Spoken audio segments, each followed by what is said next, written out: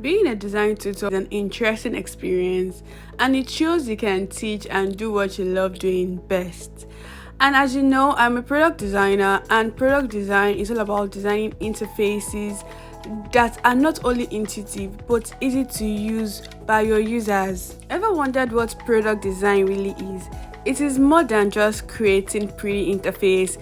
It is about designing experiences that solve real problem for real users. At its core, product design is all about empathy, strategy, usability, and impact. Well, let's say product design is strategy plus empathy plus usability. Now you get the gist, right? Now let me take you behind the scene, because most people think being a product designer and a UI/UX design tutor is calm and rosy. But my day starts early. I start with checking emails, Slack messages, student DMs. Communication is non-stop. Whether you are mentoring or designing for a company, communication is everything. Clear instructions, getting feedback, receiving critiques, all of this matters. Then I write my to-do list. I break my day into 3 different parts: student focused tasks, personal design project, then my own tasks. This is to help me stay grounded and not feel so overwhelmed, because all of these can be so overwhelming at times. And balancing all of these, if not properly taken care of, it can get striking. And as a product designer, I try my possible best not to get too overwhelmed with work. Quick tip for aspiring designers: always track your time. Use tools like Notion, Trello, or even a simple notebook. You are not just creating designs, you are managing a workflow. So the first meeting of the day was the work meeting. So I had to wrap up my work meeting. It was just showing them what I had done the previous day. Then I dived into today's class. So today's class was on user flow and wireframe. So this is one of the most underrated but very, very important topics in product design. Before you open Figma or before you start designing anything high fidelity, you need to map out the experience. What flow is required of the user? So user flow helps you understand how the user gets from point A to point B. For instance, from the home page to the checkout page. That's flow. How the user will open the app, how the user will sign in or create an account or log in, go to the home page, click on and tap on one page or one screen to take them to another. So you have to map out that user flow, that journey, that process. And without this, your designs are just pretty pictures. Usually in class, I like working my students through real-world examples, like redesigning a mobile app or evaluating a poor user experience. I ask questions, I challenge their assumption, and I show them how to think like a designer. I tell them that we don't just design screens, we think through the entire process. For example, you might want to redesign a mobile app sign-up flow. The first click to successful onboarding, we look at some common UX problems such as friction points, confusing forms, or inconsistent navigation, and how they can fix it. A lot of beginners jump straight into visuals, but I always tell my students, before you add a button, ask, why is this here? What job does it do for the user? Does it make the flow easier for the user? Is it solving a problem? Design isn't just about making things pretty, it is about solving the user's problem in the simplest and most intuitive way possible. You need to think like a user, not like a decorator. And if your solution doesn't make someone's life easier, then it is just not working. Then I had to jump on a meeting with one of my clients and talk about the project we're working on, a fintech product. So we talked about working on the dashboard for the fintech, and we focus on the analytics section, making sure that the charts are readable, the filters are intuitive, and the interface works well, even on smaller devices like your mobile phone. So when you're designing interfaces, you need to know if that in design is both compatible for devices of all sizes, like your mobile, your web, and even tablet. So here's a quick tip: start with the skeleton before the skin.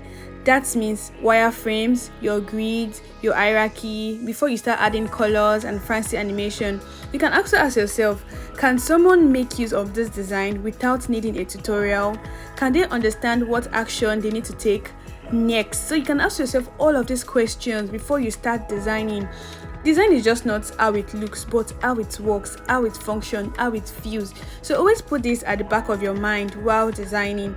And I also test my designs by imagining a user who is in a rush, or who is tired, or who is distracted, because in real life they usually are. And don't forget, you're also a user and you also use other people's products. So put yourself in the shoe that if I'm using someone else's product and I'm tired and I come to this product and the product end up frustrating me, how would you feel at the end of the day? So always put that at the back of your mind when you're designing products. So before I had to jump on another class session, I had to go on a quick break, short break actually. And funny enough, this was actually my first meal of the day. And most of the time when I wake up in the morning, I usually like preparing something light and to start my day. But today I had a lot of work to do and I couldn't make breakfast, and I had to opt for something easy and something quick. Let's say a midday in between work meal something, which this came in, and I was eating and still brainstorming because I just had to get the job done on time. This day was a busy day for me and I had to move ahead of time or else I was going to lag behind. So the next thing I did was to schedule a regular one-on-one feedback session with my students. This is one of my favorite parts of teaching because growth happens here. And sometimes the conversation is all about layout, spacing.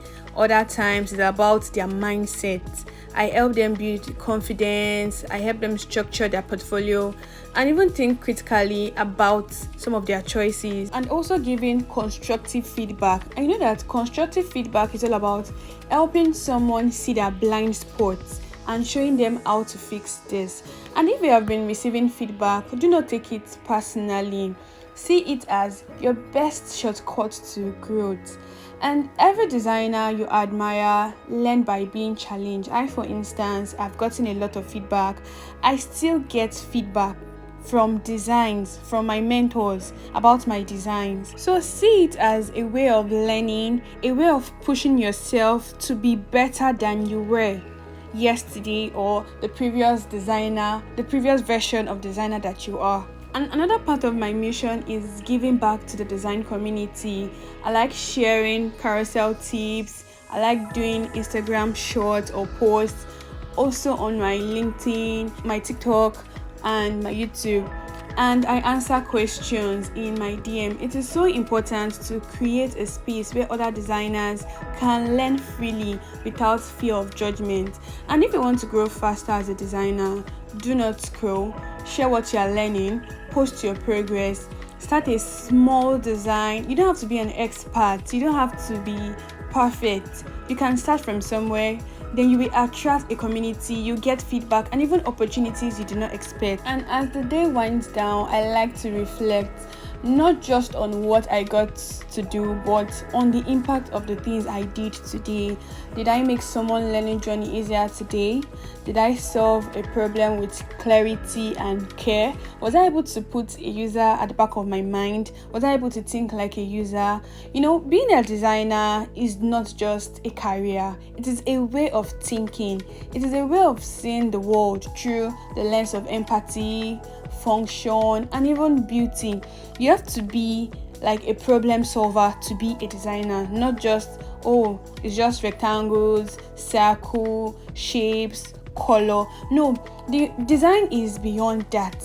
Design is all about testing. It's all about, can people use this product? You have to break things down for people to use. You have to make sure that every person, this design or this product is accessible to all people, my target audience. That is where accessibility and inclusivity come in.